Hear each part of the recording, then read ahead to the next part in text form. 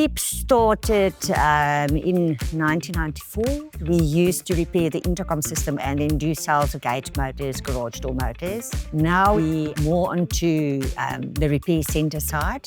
So we're fixing gate motors, garage door motors, energizers, even as far as your biometric machines and things like that.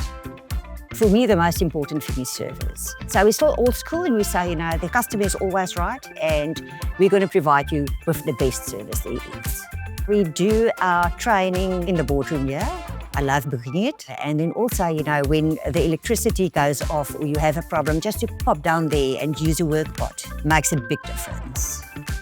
At the end of the day, you need to be where your clients can find you easily. And especially our shop here is like a hop on, hop off on a highway. You can't get a better location.